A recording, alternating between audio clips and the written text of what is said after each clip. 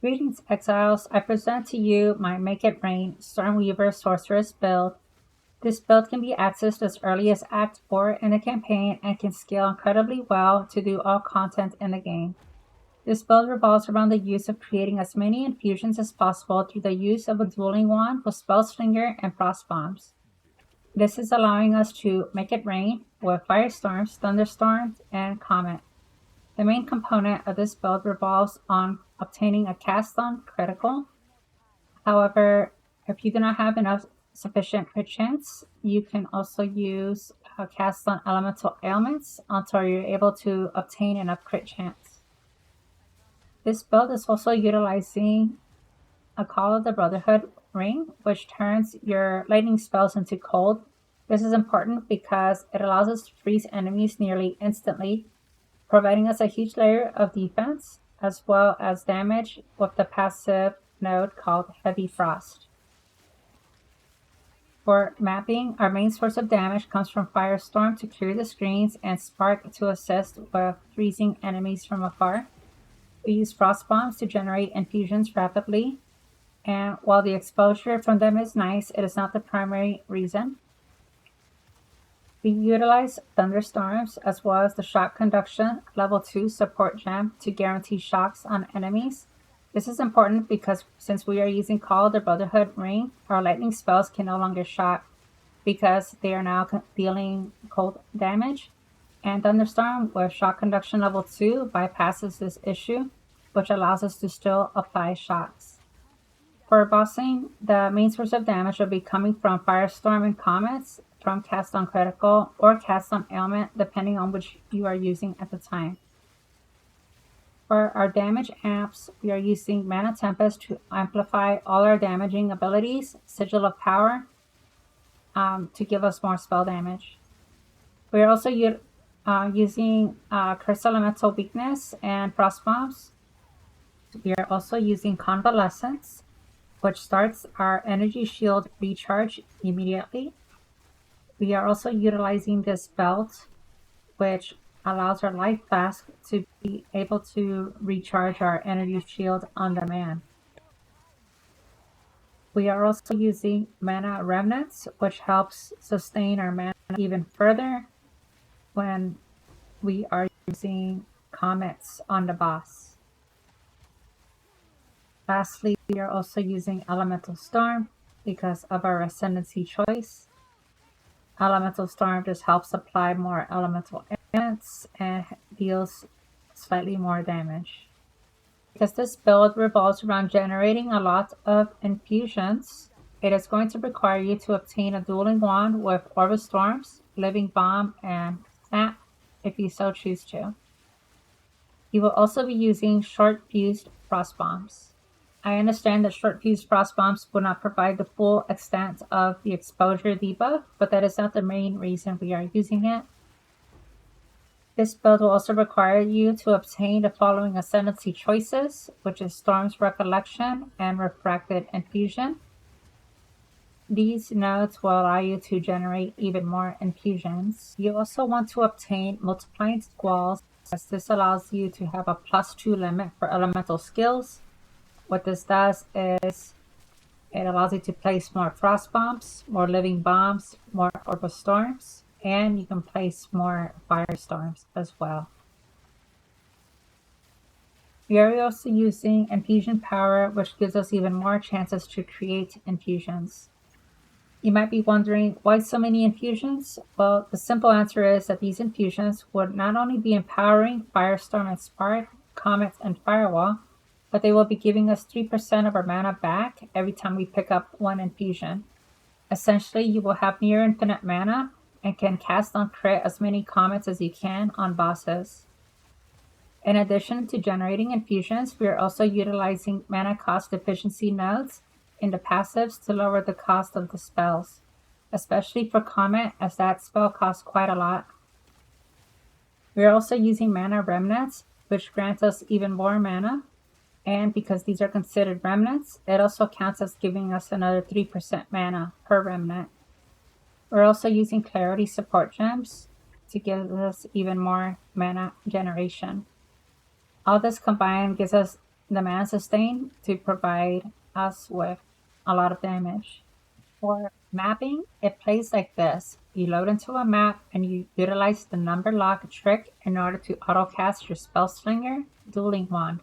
To do this, simply hold the Numlock number and then press Numlock twice while you're in combat and it will automate this.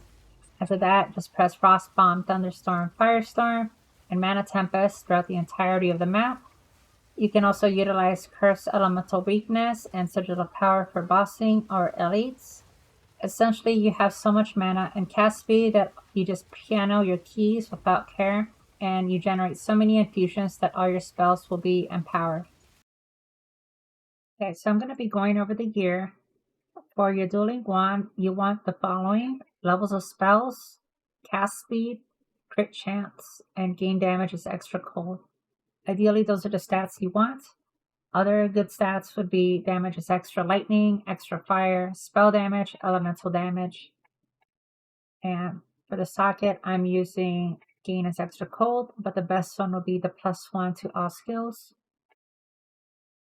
For your focus, you want level of spells, spell damage, cast speed, as high of an energy shield as you can get, faster energy shield, start or gain, mana generation, or resistances. For your helmet, you want resistances as high energy shield as you can get, mana, and crit chance. For the rune, I'm using mana cost efficiency. For your boots, you want as much move speed as possible, resistances, and as high energy shield as you can get.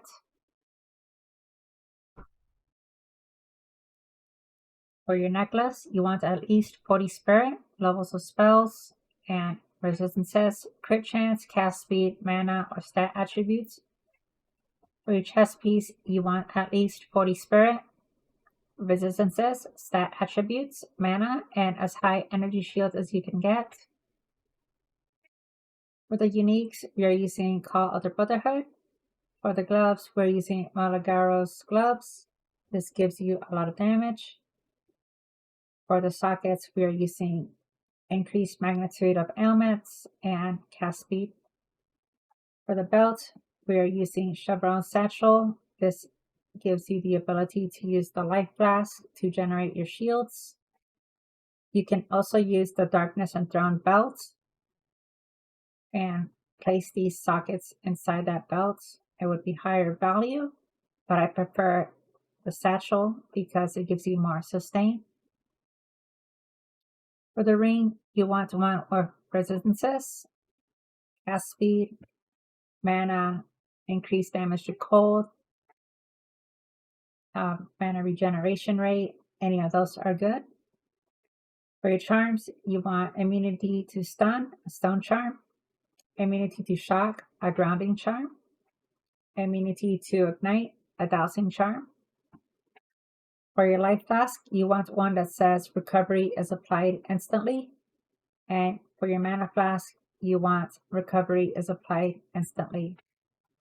You want to cap your resistances as close as you can. I'm still missing about 4% on cold. For my mana recovery, it's currently at 200 per second, but this doesn't really matter since we are generating our mana through other means with our remnants. Before swapping to cast on crit, you ideally want to have at least 60, close to 60% crit chance. But since most of my crits are coming from cold infused, I have 70% crit chance on Spark. My Thunderstorm is not, doesn't have pinpoint critical, so the crit chance is low, so it's at 35%. And our Firestorms is at 44. The ice version is at 76, and lightning is at 57. Our comet currently is at 82% crit chance. So we are able to crit fairly often, but it could be higher.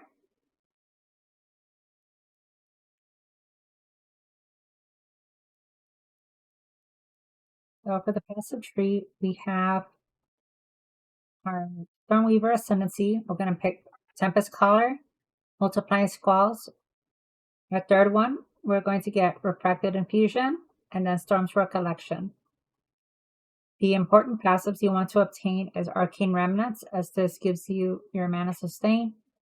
You want to obtain Efficient Casting and Conservative Casting. Echoing Flames, Echoing Frost, and Thunder. Since we are able to apply ailments on enemies very frequently, this gives us a good source of damage. Same thing with up here with Stormbreaker. Ignite, Chill, Freeze, and Shock. This gives us another 80% increase. Over here, Invocated Efficiency. This also gives us more mana cost efficiency. Chaos Inoculation. You want to obtain this when you have at least 3,000 shield or more, and when you have your resistances capped. You want to obtain Heavy Frost as soon as you have called Other Brotherhood, as this gives you a lot of damage. Up here, you want to get Skill Effect Duration. This helps your Firestorms and Thunderstorms to last a tiny bit longer, because we are also taking Wild Surge Incantation. This makes it so that Firestorm and Thunderstorms do more damage, but they have a lot less duration. Over here, you want to get Infusing Power. You're able to generate even more infusions, which helps with the mana sustain. Over here, you want to get these cast speeds and just more damage in general. Over here, I do have cooldown recovery rate on the secondary weapon. And we have increased exposure effects and magnitude of curses. The reason we have our cooldown recovery rate on our second is because our frost bombs are on our secondary keybind. And the faster we can put frost bombs out, the more infusions we can generate. We also have +1 to all cold and freeze buildup, since all of our skills are cold damage. The +1 of all cold helps our comet to do even more damage. Our crit chance nodes right here, we obtain that after we get the gloves. So make sure you have the gloves first, and then you can get the crit chance nodes after. The other points we have is just increased maximum energy shields to help with our survivability. And for our jewels, you want increased magnitude of ailments and magnitude of shock and crit chance. So for the Anoint, you want to have conservative casting. If you already have conservative casting allocated, you can get Mind Eraser, and this also gives you mana cost efficiency. You can also get Frazzled if you just want more magnitude of shocks. So how I mentioned before that we are getting cooldown recovery rate right here, we're also getting cooldown recovery rate on the interlude with another 12% right here. And we are also getting another cooldown recovery rate with this support skill. This gives you rejuvenation and 5% cooldown recovery rate times 8. So we have 40% cooldown recovery rate. So we are able to make our frost bombs about less than 3 seconds. So currently it's at 3.68, but once we have it fully stacked up to 8 times, we have 2.96 is our cooldown recovery. And our Firestorms are also at 2.75. The reason that has a cooldown is because Zarok's refrain makes it echo 3 times. And since we have a +2 to limit, so we're able to have 3 firestorms out at once. This makes it so that you're able to put 3 firestorms instantly. The downside is that it comes with a cooldown, but since we have a large amount of cooldown reduction, we're able to spam our firestorms out more frequently. For our spark, we have Relentless Propulsion. The more cast speed you have, the more projectile speed you gain. The more projectile speed you gain, the further it travels, and it can hit targets off screen. Scion's Temper allows you to have more additional projectiles, which is very good. Arbiter's Ignition gives you Elemental Archon, and this is a buff that gives you 25% more elemental damage. Since all our damage is elemental, this is a very good buff. And it also increases our ailments, so we're able to freeze even faster.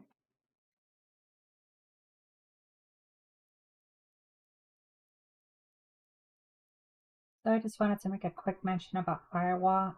The main reason we're using this is just so that our sparks that pass through it can gain additional fire damage. And since Fireball uses a lightning infusion, which it always does, you would also gain an additional lightning damage. So if we look right here,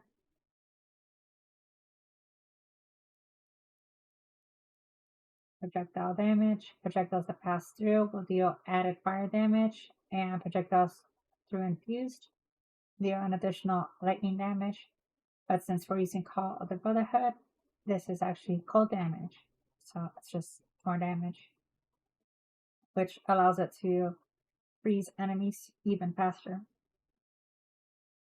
But if you don't want to use Flame Wall on your Spellslinger, you can also use Cold Snap, and this helps you generate even more infusions, since almost all the time our enemies will be frozen and will have shock and be ignited.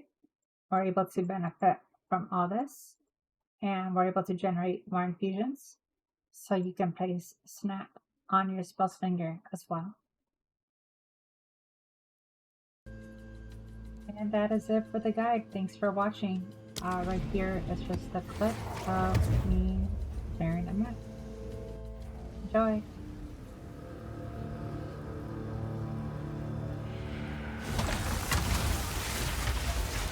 Not yet! They've come to you to die. You are their mercy. I can't do that yet.